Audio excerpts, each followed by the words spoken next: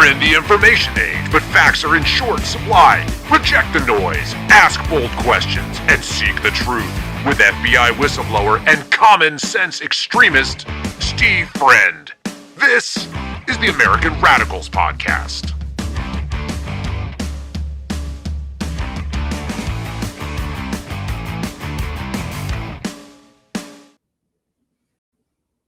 It is the American Radicals Podcast. It's Monday, April 13th, 2026, and today we're going to cover down on the Washington Post, which has an ode to bipartisanship. Also, no tax on tips is costing our government. Inflation isn't a problem unless you need to eat. American women are getting all of the American jobs, and the Artemis crew has finally returned to Earth. So let's get after it.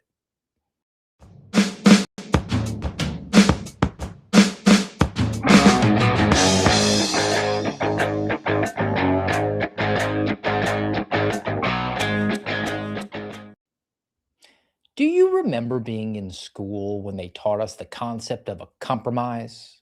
One party wants one thing, one party wants something different. You give a little, you get a little. I want 4, you want 2. Let's meet in the middle and go with 3. But what happens if it's all just a pose? A partisanship sort of pose. Heads, I win, tails, you lose.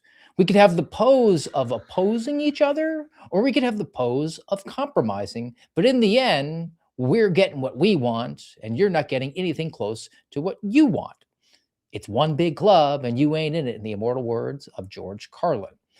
So let's begin with the Washington Post, because democracy dies in darkness, which put out an extremely long piece. I mean, in the area of over 5,000 words. For reference, when I sat down a couple years ago to write a book, the publisher said, "Hey, Steve, would you be interested in writing a book?" I said, "Yeah, how many pages does it need to be?" They don't operate that way in the publishing space. They give you a word count. And they said 50 to 60,000 words would be the minimum of what we would need to put out a respectable length book. So a 5,000 page article from the Washington Post would represent about a tenth of a book. And trust me, it'll take you that long to get through. And they even divide it by chapters, because the Washington Post is very excited to talk about the pose that is bipartisanship, and a longing from years of yore when it was not such a caustic, harsh time, when we could all just get along and compromise. Days were so much better back during the George H.W. Bush days, 1990. Headline: in 1990, a bipartisan Congress passed historic bills. Then it cracked apart. So we will read through this, and it really hones in on 3 different bills that were able to be passed through the Congress. For reference, 1990, let's think about this. That means that we're coming off the Reagan era. We've now got H.W. Bush in office, former vice president. Read my lips, no new taxes. And then his counterpart in the Article 1 powers, the legislature, heavily Democrat. You had a Democrat-run House, a Democrat-run Senate. They were on a stretch there where they went for decades that they were in charge. So you could see that the setup here would be, if we want to pass legislation, which if you've watched anything about the after-school specials, how a bill up on Capitol Hill gets passed through both houses, the House and the Senate, and then the president signs. There's got to be some sort of compromise. But there's principles aligned here. There's 2 categories. It's like an open and closed hand. There are your principles and there are your policy preferences. The principles are things you never compromise. And then there's the policy preferences. I'd like to see taxes around 15%. You'd like to see it around 25%. We can compromise and get to 20%. The problem, though, is in this partisanship pose we exist in, they only compromise on what would be their principles, or at least what they advertise are their principles, and then they hold fast to the policies. So, Chapter 1 of the piece from Washington Post, because democracy dies in darkness, it talks about the Clean Air Act. Now, by today's standards, much of Bush's program would be deemed liberal and probably would have no chance of passage. Republicans braced an innovative system in which companies could trade pollution credits, enabling a company that could cheaply reduce emissions to sell credits to polluters facing higher costs. And then they name check a couple people to show how there's some cooperation on both sides of the aisle. John Kerry, former senator and secretary of state, said that he got behind the conservative group's market-based solution. And Mitch McConnell said, quote, "I had to choose between clean air and the status quo. I chose cleaner air."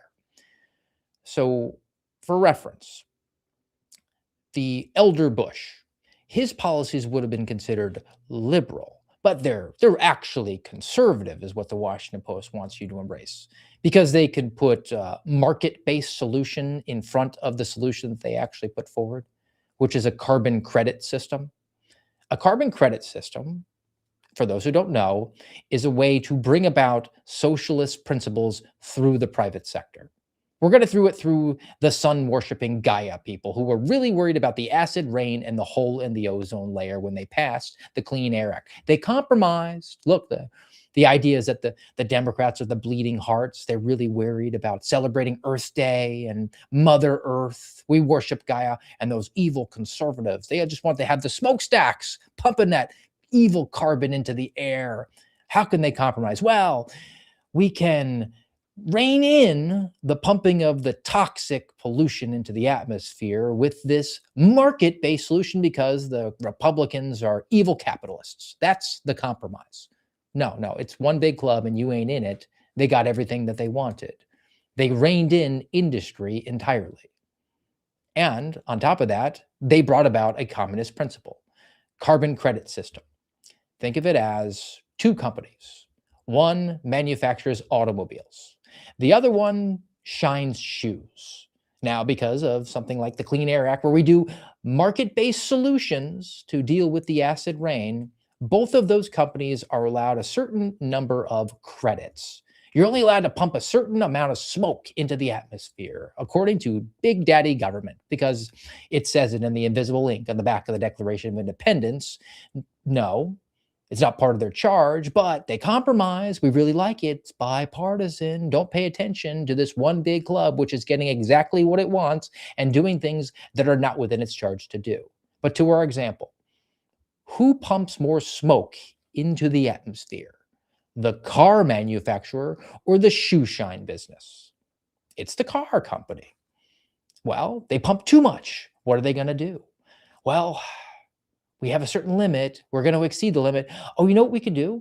We can buy the shoe shining companies' smokestack credits from them.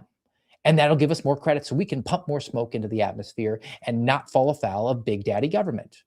So what we're doing is arbitrarily redistributing wealth from the car manufacturer over to the shoe shine business, from each according to his ability, to each according to his needs.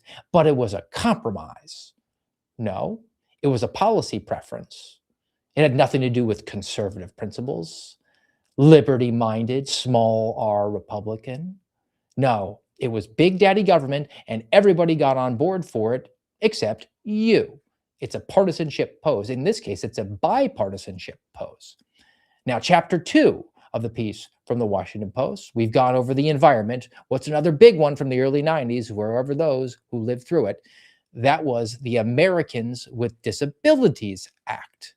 So the Senate passed a bill, 1989, required businesses and government to provide accessibility for people with disabilities. Newt Gingrich became one of the several key Republicans to provide vital support. And this jerk was so interested in the post, I think he rolled around for a full day in a wheelchair to just show how he was down for the fight. Americans with Disabilities Act. It's an objective good. They had to compromise. It was the bleeding heart Democrats who just wanted to help people who have a physical handicap, give them access to things. We don't want to be discriminatory based on somebody's ills or the fact that they have some sort of physical handicap. And then you have the evil Republicans who just want to stand up for business. But now we finally have compromised and come out with the Americans for Disabilities Act, which George Bush signed. Have you looked into how that bill's going? You know that there's an entire cottage industry now for attorneys, that they go and find people in wheelchairs and tell them to just roll into a business and see if they can have access to the bathroom. And if there's not a handicapped bathroom in there, then they just sue. How is that an objectively good result for the American people?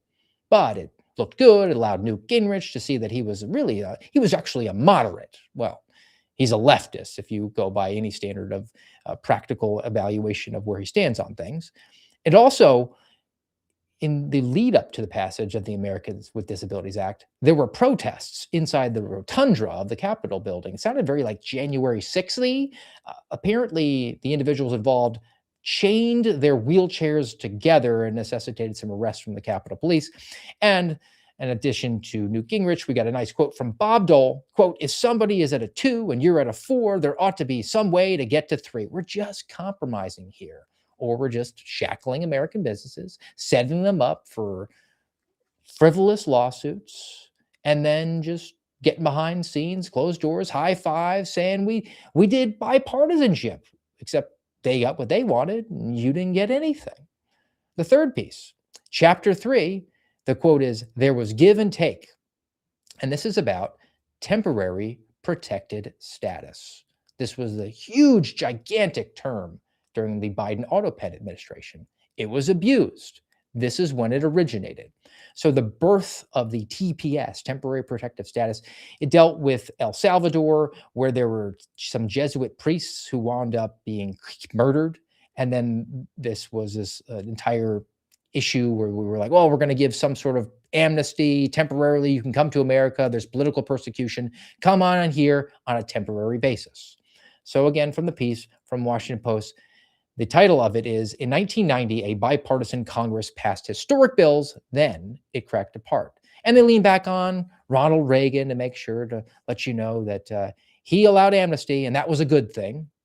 That was, according to Ronald Reagan, his most catastrophic decision, but Washington Post doesn't let you know that. It allowed 2.7 million illegal aliens to become citizens. The names here were a representative from Massachusetts, a Democrat, Joe Moakley, and then Alan Simpson, a senator from Wyoming. They got together, and the compromise included temporary protection for Salvadorans and gave the administration the right to grant the status to people from other countries, which, conveniently enough, the president at the time, he gave to Liberians and Kuwaitis and Lebanese and Somalis, and it's only gone up and up and up from there. Now let's get into the read my lips, no new taxes. This, it was a panacea. They passed through these 3 bills, both houses of Congress, bipartisan support. It was a Democrat-led House, Democrat-led Senate, and a Republican-led presidency, and they were able to get these bills signed into law. It was just such a great time. All the policies were leftists. There was no compromise towards anything that was approaching conservative in nature, but they pretended that they had some sort of disagreement. It was really just, should we make it communist or Marxist in our policy preferences? Our principles that we've advertised don't mean anything at all. But then it all has fallen apart now. So the read my lips, no new taxes is the genesis, according to the Washington Post, of the current malaise in which we find ourselves, where they just can't seem to get along in Congress. So 1985 law was going to trigger because the government was spending too much money. It said there were going to be automatic cuts unless they had met certain deficit targets. You're spending too much. If you don't spend too much, though, we won't have automatic cuts. And then George H.W. Bush panicked, and he said, well, maybe we could do a sales tax. And then Newt Gingrich was like, no, we're not doing it. So eventually, George H.W. Bush betrays his promise to read my lips, no new taxes, and they wind up raising the taxes. And that winds up costing him re-election chances. That's the big millstone that was around his neck. The top income rate for income taxes went from 28% to 31%. It gets nerdy, but essentially that's what winds up happening. And just as a throwback before they move on to the next chapter, the Washington Post makes sure to say that in 2018, so much later than 1990, almost 30 years, the 94-year-old former president, George H.W. Bush, made sure to go to the polls and vote half Republican and half Democrat because he was just so interested in bipartisanship. Now, the last piece, the epilogue, as it's labeled here in the Washington Post. They say, well, things have gotten very caustic. They've gotten very partisan. How does the Washington Post define partisanship? Conservatism, or some sort of policies that are slightly right of center, which would be George W. Bush, the younger, doing tax cuts. Barack Obama actually signing some tax cuts in via the stimulus package, which was $787 billion. I know that because it was repeated so often that it's burned into my memory. $787 billion that was stolen, I mean taxed or printed out of thin air. But there were some tax cuts in there. And because we had tax cuts, that made our government structure partisan, per the Washington Post. The government has gone deeply into debt, which is true, and the partisan divide has been bipartisan in one way, is continued under presidents of both parties, and they point out how Obamacare went through without any Republicans, and the one big beautiful bill went through without any Democrats, both of which, though, went towards massive government spending. So it's almost as if whether or not we're partisan or bipartisan, the trajectory only goes in one direction. The pendulum only swings left, more government, right? I mean, they compromised and they got us more government. Or they fought tooth and nail and they got us more government. They gave us an out of control, huge behemoth of a federal government, which spends more money than has ever been printed on God's green earth and has intruded on our civil liberties and our privacy. And they just say, well, it's partisan now. If we could only get back to bipartisanship, then we could do it and shake hands as we're doing it openly rather than pretending to fight. It's one big club and you ain't in it. Now, along the lines of we're spending way too much money. When you spend way too much money as a federal government, it leads to this thing called inflation. Inflation is when the dollars in your bank account become worthless because the government prints too much of it. So this comes from CNBC on the subject of the partisanship pose. Headline: Consumer price rose 3.3% in March as energy prices spiked due to Iran conflict. The consumer price index increased a seasonally adjusted 0.9%, so about 1%. We're now at 3.3% inflation, which is well above where you want it to be because they want it to be at 2%. So every single year, the dollars in your bank account become worth less by 2% is considered ideal. Here's a fun line, though, out of this piece from CNBC. Quote, excluding food and energy, core prices rose much less, just 0.2% for the month. So as long as you're not eating or using energy, prices are relatively stable. Okay, if you come to that conclusion, your interests don't align with the American people. I guess we're not in that one big club.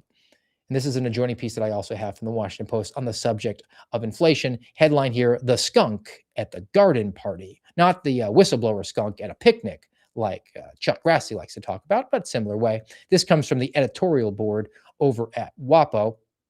Friday was the worst inflation report of President Donald Trump's second term. Excessive government spending keeps the economy running hot. Well, that's sort of the language that makes it sound like it's good. We want a hot economy, right? Lots of money flowing around out there. Things are great. They're fantastic. No, that just means that inflation is going through the roof. Inflation that is going through the roof based on already inflated currency. Now, let's just noodle this out. Commonsensical. I know the numbers get boring, but we'll keep it relatively minimal. Let's say you weigh 100 pounds. Well, you go up by 50 pounds. So you've inflated by 50 pounds. Your inflation is 50%. Let's say you go up another 50 pounds. You now weigh 200. You went up by the same amount. You went up from 100 to 150 or 150 to 200. You went up and inflated by 50 pounds. But did you know your inflation from 150 to 200 is only 33%? So we went from 50% inflation to 33% inflation. So inflation is down, right? Things are great. No, it's the exact same amount of money. But because of the way that the inflation percentages work, it sounds better. Ooh, let's say you get another 50 pounds. You go up to 250. Well, now your inflation is at 25%. Hey, from 2 years ago, where was it 50%? It's now at 25%. We've cut inflation in half. Meanwhile, you've put on 100 extra pounds. Doesn't sound so good when you think about it that way. And on the subject of government spending, which is causing all of this, let's go to headline USA. The headline here says, report, US added 1.2 trillion with a T, tango guys, to the national debt in 6 months, not even a full year. Federal deficits are on track to drop true $1 trillion by the end of the fiscal year, which occurs in September 30th. The government collected 28% less in taxes because of the tax cuts from the One Big Beautiful Bill. And who doesn't like tax cuts? Yeah, everybody likes tax cuts because we get to keep more of our money. That means the government spends less of our money. But if you're going to be a good steward of the money that you do steal, or you wind up not stealing, and you advertise back to us, oh, we're taking less of your money, don't you love us? There has to be accompanying shrinkage. I like tax cuts because it's supposed to theoretically symbolize that the government is going to spend less, that it's going to shrink, because my principles, not my policy preference, my principles are get out of my way and leave me alone. I'm part of a social compact that requires very, very little of my federal government. Protect the border, sign some treaties, protect the citizens against fraud and force. I don't need you passing laws about how high the urinal is supposed to be so that someone can access it in a wheelchair. I don't need you signing more bills into law that say that a smokestack needs to be a certain length, or we're going to regulate navigable waterways via the Environmental Protection Agency and it winds up being a puddle in my backyard. None of that stuff is within your charge. Very, very little, and it should not require that much money. So tax cuts, good, as long as they're an accompanying shrinkage of the government, which we're not seeing. And we're not seeing it because the individuals who pretend to be bipartisan sometimes, or they pretend other times to be partisan, but really all they do is just push forward the exact same agenda no matter what. It's all just entertainment outside of that, because they're manipulating the way that they do things. This one comes from the center square, and it is truly mind-boggling. Headline: Congress used government funding bill to erase $3.4 trillion in deficits. All right, we're going to get a little bit nerdy on this, but I think we'll be able to noodle through. There is a principle called, or a law, or I don't know, policy, the way that there's, maybe it's a rule. There's a rule called pay as you go, pay-go for short. If Congress passes legislation that hikes spending or decreases revenue, so we're going to spend way more money, or we're going to give you a tax cut, so we're going to take in less money, they have to offset it. Otherwise, there are automatic spending cuts, like the first piece we talked about, were the 1990, the days of yore. There is a rule in place. If you're going to take in less money or you're going to spend more, you have to offset it. And if you don't do that, well, then we're going to offset it for you. We've made it automatic. There will be cuts so that the American government does not fall deeper and deeper into debt. Okay, makes sense. But there's a workaround. There's a workaround. And then these guys, these turbo nerds who are very familiar with the parliamentary processes because they've been in student government since they were in 4th grade, they're always raising objections and voting on rules to change the rules and amendments. They have figured out how to get around it. So the rule makes sense. You're going to spend more, you're going to take in less, you have to make the adjustment. It's no different than I have a job, I'm making $100,000 and I don't really like it. So, I tell my wife, look, I think I'm just going to quit. I found another job that I would enjoy. My quality of life from the workplace would be so much better. I want to go and take this new job on, but it only pays $90,000. So we're going to have a shortfall, 90 grand. So $10,000. We have to bring down our cost of living by $10,000. Otherwise, we're going to go bankrupt. If you continue to live as if you were in 100, but you're only earning 90, that's a road to financial ruin. It makes sense at the House level. It should make sense at a government level. But here's the workaround. Again, Center Square points this out. And this isn't new, guys. I told you, it's mind-blowing.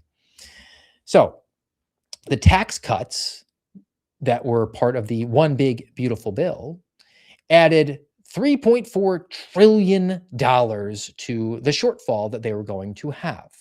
But rather than finding the offsets or accepting the cuts that would have automatically come into play if they had done nothing, Congress added a provision to a funding bill separate from the One Big Beautiful Bill, and they cleared out the scorecard that they have. So the scorecard read, hey, we are in the red by $3.4 trillion. So bring down the spending by 3.4, or we're going to do it for you. That's what the rules say. But we're going to pass through a government funding bill that says, yeah, it's not 3.4, it's 0. So clean slate. We're just going to say it, even though it's not true. Now, I said this wasn't the first instance of this going on. This has actually been going on for a while through both Republican and Democrat administrations. The examples went, there were some tax cuts that Trump signed during his first administration. And then we also had the CARES Act that was during coronavirus, and the American Rescue Plan during the Biden administration. All of these things are examples of your federal government stealing, I mean taxing you, or printing money, or borrowing it from foreign countries so that it causes gigantic inflation. The price of hamburger meat is $7 a pound. And they just say, well, we're not going to tighten our belt. In fact, we're probably going to wind up spending more.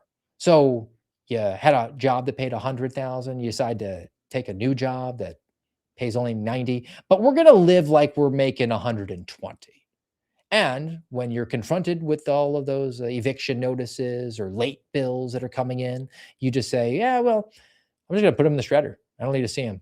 We're at 0. No, we don't owe anybody anything. What could possibly go wrong? Well, it can only go wrong for you, the American citizen. As far as the elected officials go, the people that are pushing through these sorts of bills and workarounds, they're doing just fine. They get reelected. They say they're fighting for you in Washington. They're giving you lots of goodies. Just send us back here. Damn the torpedoes. Damn the consequences. Your kids don't need to eat, after all, right? Inflation's never been better as long as you don't have to go to the grocery store. I talked about the job example. You go from 100,000 to 90,000. What's the job situation right now? We're not getting an accurate accounting of it at all. And I saw this over at NPR. And again, mind-blowing. Headline: women are getting most of the new jobs. What's going on with men? So, of the 369,000 jobs that have been, quote, created since the start of the Trump administration, which I got kind of a bee in my bonnet about anyway. The president doesn't create jobs. It's just ridiculous. He's not out there hiring people unless it's federal workers. But this is how things are recorded. This is how we sort of attribute success economically to one presidential administration or another. Somehow Congress evades responsibility, even though they're the ones passing through the bills that cause the inflation. But for better or worse, Donald Trump, president, January 2025, until now, April 2026. The economy has created 369,000 jobs. 369. Did you know that 348 of the 369 went to women? Only 21,000 jobs went to men? How? How is that possible? And we're supposed to be post-DEI right now. Well, I guess we're not. Now, NPR argues that they need to make jobs that are typically for women into more masculine, like men need to become nurses, and tell them that we need you to help physically pick up the patients. And also teaching, you should go in and teach kindergarten because you could be a healthy male role model. Couple problems with that. One, I think dad should be a healthy male role model. And are we that short on dads? I guess so. That's probably a societal problem. And two, if my kid went into a kindergarten and it was taught by a man, he's not going to be going into that kindergarten anymore. Sorry, not sorry. This is not your mama's show. This is your daddy's show. Men don't teach kindergarten, and I don't want them to do it. But the other piece of this, outside of the gender stuff, which is truly just a head scratcher, well, and they kind of explain 369,000 jobs added is heavily because of an increase in healthcare jobs. There's actually been 390,000 healthcare jobs during the Trump administration. It's been a net job loss for the country outside of healthcare. So every other industry combined is a loss of jobs for the American people outside of healthcare. And healthcare is very important, but healthcare is also extremely subsidized by the federal government. It's not just like working for the federal government where you call and get a great direct paycheck from the US Treasury. No, but because of Medicare and Medicaid and subsidies and all this stuff that goes in there, the healthcare industry is entirely dependent on the federal government. So, for better or worse, all of the job creation is derivative of our federal government, which does not bode well for us, except for the people who are in charge. And to make sure that they remain in charge, they're going to go throw out some things to get some red meat to the base to get them to vote, and then also on the back end cause you to have some economic problems. So this one is about the tax on tips, which was a gigantic campaign issue for Donald Trump in 2024. You see a picture of our Secretary of the Treasury, Scott Bessent's there. Millions claim Trump's no tax on overtime deduction. The Treasury calls it a home run, but Congress may not be able to afford to keep it. So 20 million Americans have used the no tax on overtime deduction. It is capped. It's like $12,500 if you're an individual, $25,000 if you're married. So it is limited. It's not unlimited, no tax on overtime. But I got problems with the title of that piece. Congress may not be able to afford to keep it. So we're just going to assume that the federal government's entitled to your money. It's not really yours. It never really was yours. Well, they do withhold your taxes throughout the tax year. So you give them an interest-free loan so they can continue to operate. And then if you're lucky enough to get a refund of your money without any interest, then you just say thank you to the government. They're not going to be able to afford to keep it because they continue to spend more and more money. We have record spending levels that we've never seen in the history of this country, and that's even inflation adjusted.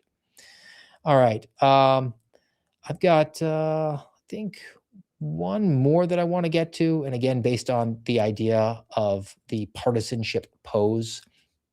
And this is a partisan piece from the New York Times, and it is about taxes, but we're going to grind on through it. Headline: why this tax day is even harder and more annoying than usual. Well, it's more annoying because, according to the New York Times, the president is mean, orange, and literally Hitler. But it goes into the idea of filing taxes. So the average American spends 13 hours and about $300 to file their taxes. During the Biden administration, they tried to do this direct file thing where you could just go and log in and do it. And then Trump killed it, which is a problem for the New York Times because a couple of reasons. One, they point to tax providers, these giant companies like TurboTax. They don't want people to be able to file for free. And then also Republicans want people to hate paying taxes. Well, I think everybody hates paying taxes. It's hardly a Republican partisanship issue. But New York Times really wants you to embrace paying taxes. They want you to feel comfortable sending your money at the tip of a gun. It's definitely totally 100% not stolen. As long as it's easier for you to surrender your income that you have slaved over 52 weeks to the government so that they can spend it on frivolous programs, well, then you should feel patriotic about it. It seems like it's one big club and we ain't in it. And they spend it on things that really, really infuriate me. And I'm going to actually go to one more piece here for the day that is, it's going to put me in a position that makes a lot of people angry. But again, not your mama's show. It's your daddy's show. I have a video, and it's about the Artemis 2 crew that just returned to Earth. I'm going to give this a play, and I'm going to react to it. I'm probably give you a reaction that you didn't get from anybody else. Let's give this one a play. Victor, Christina, and Jeremy, we are bonded forever. And no one down here is ever going to know what the four of us just went through. And it was the most special thing that will ever happen in my life. And our families are over here. And with the exception of Dot, Susie, and Jeannie, who are in the audience, but I don't know where they are. But Dot, I'm going to hit McDonald's later today in honor of your husband. No one knows what the families went through, man. This was not easy. Being 200,000 plus miles away from home, like before you launch, it feels like it's the greatest dream on earth. And when you're out there, you just want to get back to your families and your friends. It's a special thing to be a human, and it's a special thing to be on planet Earth. Thank you.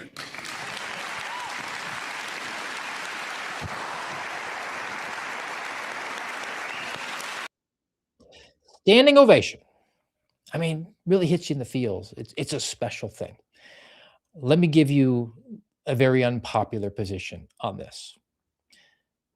The American people sent 4 people to space for a price tag. The entire Artemis program costs us $90 billion. This mission cost us $4 billion to send 4 people on a joyride so that we could reach the limits of interstellar travel, go further past the moon than we've ever gone, and learn things. And this jackass has the temerity to come back and say that we don't understand what it's like to miss our family. Really, really. The families went through something that no one else could possibly experience. I don't know. I could think of a dozen plus families right now that are experiencing something like the loss of their service member, family member in a conflict, a kinetic operation, definitely not a war. How dare you call me a stewardess? I'm a flight progress coordinator in Persia. I think they're dealing with something a little bit more than your 6-day absence, your inability to pick the kids up from school. And they ain't earning astronaut money. You got the experience of a lifetime, courtesy of the American people who bust their butts every single day and then have their money stolen from them by a federal government, which just takes it and allocates it to you so you can go on a field trip for a week. And you don't have the decency to say thank you to us? To us. No, you're part of the big club after all. You're an astronaut. You're a freaking astronaut. You know how few of them have ever existed in the history of this country? And you don't have the humility to look out into the audience, the plebeian swine that aren't in your club, and say thank you? We made that happen. We busted our butts, had our income stolen by this government that hates us and then pretends to fight back and forth with each other. They're just fighting for us, really. And then they'll try to compromise and really be a demonstration of how, if you want 2 and I want 4, we can meet in the middle in 3. And all we do is continue to lurch further and further into despotism and tyranny to the point where 4 jerks get to go on a roller coaster ride for a week and then look out at us and say, we couldn't possibly understand what it's like to miss our families. Spare me. One big club, and we ain't in it. All right, guys. That's been a pretty heated show. We got a little bit nerdy at times, but I'm glad that you stuck along with me for the ride. And as a reminder, if you haven't already, make sure that you do give us the thumbs up and the likes and the follows and do all those things on YouTube and Rumble, or later on Spotify. Everything at AMRAD Pod. Continue to try to grow every single day. We can give you our perspective on things. I have a palate cleanse. I got kind of heated there, but I don't think I got as heated as a silverback gorilla, which did something truly terrifying to this cameraman. Today's palate cleanse, it's a doozy. One of the most extraordinary characters I've ever met was Adrian de Schrijver. Adrian took us into the forest, confronted us with the gorillas, and we got charged and charged and charged again. And I think, and I'm sure, if I would have even flinched once and would have dropped the camera or would have run or turned around, Adrian would have said, well, this is obviously not the right man to make this film. That dude just stared down a silverback gorilla. He's definitely more brave than an astronaut. All right, guys. We'll be back with you tomorrow, noontime Eastern, on Rumble and YouTube. And until then, have a great day.